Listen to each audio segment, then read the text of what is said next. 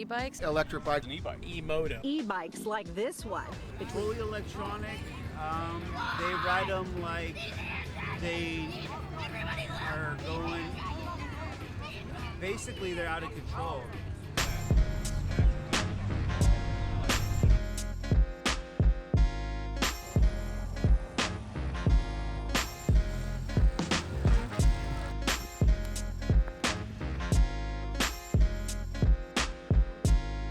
According to the Consumer Product Safety Commission, e-bike and e-scooter accidents led to nearly 250,000 emergency room visits for riders from 2017 to 2022. In that time, there were also 215 deaths. My 14-year-old just had another crash out last night about not owning a Suron. He lets me know all the time that we are the only ones who haven't bought him one, that every single one of his friends has one.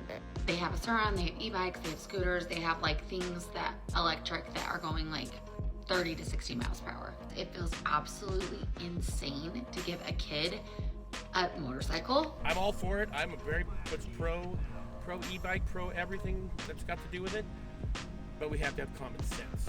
Yeah, I was like turning this way to talk to my friend, and then a scooter comes and like hits me in the basically left shoulder blade, going probably like 30, 40 miles an hour.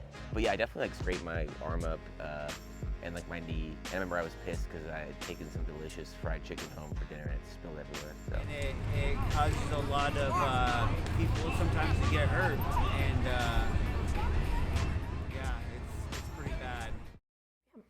So my name's Megan. I work as a 911 dispatcher here in Sonoma County for fire and EMS. Personally, I've taken calls more so now with when someone says bicycles, now we're having to clarify what type of bicycle. Is it a e-scooter, is it an electric bike, is it an actual bicycle? And then, we are noticing that the injuries can be more substantial depending on what they are. So, a bicycle can only go so fast versus an e-bike. Every two-wheel motor transportation needs to be accepted in the world, but there needs to be some clarification between a traditional pedal bike versus an e-moto. If you don't have a set of cranks and you're not running a 750 watt motor, then you're an e-moto. And then as long as you realize you're an e-moto, then bring on the registration, bring on the insurance and the plates. Because I'm a motorcycle owner and I'm a motorcycle rider. And if these guys are doing 50, 60 miles an hour next to me, I'm required to have this liability insurance and all that stuff versus they should also. A teenager who was doing a wheelie on the e-bike, and it was an 80-year-old man was coming back from work. I think he worked at the local high school, and he got hit by this kid on the wheelie, and he was in critical condition. And so then they charged the mom of the kid who was riding the bike with all sorts of different charges. Just this last Thursday, I read the update that the gentleman had died. And so now they're trying to up the charges against the mom. And that's because, one, she had already been spoken to about her kid and allowing him to ride it back in June. So unfortunately now, not only is a man dead, a kid probably is traumatized for the rest of his life, and now a mom is having to face the consequences. I do know, at least here in Petaluma, that the Petaluma Police Department on their social media has really pushed for education-wise, especially towards parents. Yeah, because they're not just e-bikes, they're the little turbocharged electric dirt bikes, basically.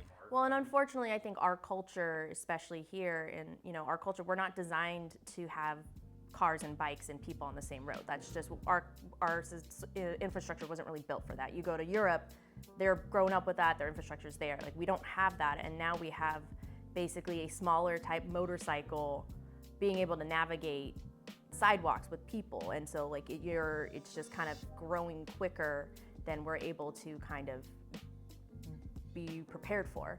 Can I go? What up, dude? I don't have one, it's electric. Am I not supposed to be on the road?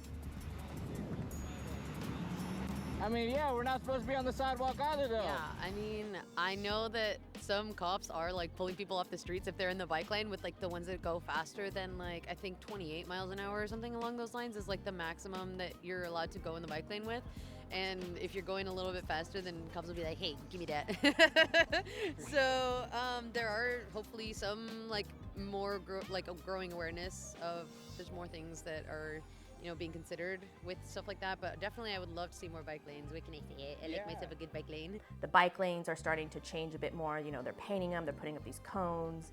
I know I spoke with someone in Santa Rosa who worked for like the traffic division and how now they're looking at when they redo the roads, you know, they're looking at the statistics of crashes and not just crashes versus vehicle, but vehicles versus bicycles and pedestrians. So I think they just need to broaden their scope of their of regulations to split and bring the e-motos up to their policy, but not the e-bikes.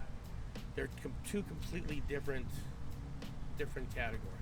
They make commuting a little bit more possible for folks who are differently abled, you know, like who struggle a little bit more with mobility and like issues like that. They also make it more possible to like cover further distances. So I think they seem pretty all right as far as I know. The e-bike itself, it's a good idea. I mean, I get it. I mean, as long as, if it's a bike and it's got cranks on it, but you can, if you need to, climb that hill or something and you just can't do it in the gears, an e-bike comes in handy. North Bay Cruisers, I'm a road captain. Juan Chavez started the Cruisers.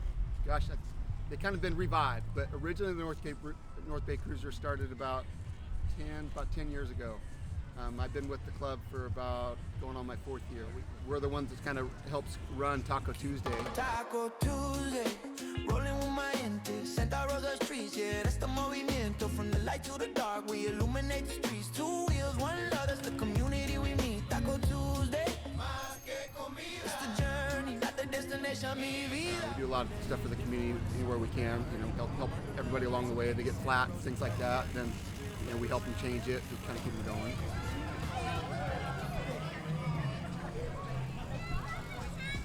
It's all inclusive, so it doesn't matter what you have. You're welcome to come, you know, and ride with us. Show up, come on. But I think electric bikes are great because they get people out that can't normally go, you know. My wife rides an e-bike, and without that, you know, she wouldn't be coming to ride with me. She's not here tonight, but I think e-bikes are great. They meet up at 5:30. They leave from the JC at 6 o'clock. They hang out here for a few minutes, or at 7 they leave to the local taco truck. Yeah, tell them it's a lot of fun. Everybody watches out for each other. There's kids on the ride. I mean, like little kids being towed by their dad and mom, or you know, on pedal-less bikes, you know, pushing themselves around. Like, yeah, I think it's just about encouraging people to do it. Yeah. Ride a bike. It's good for you.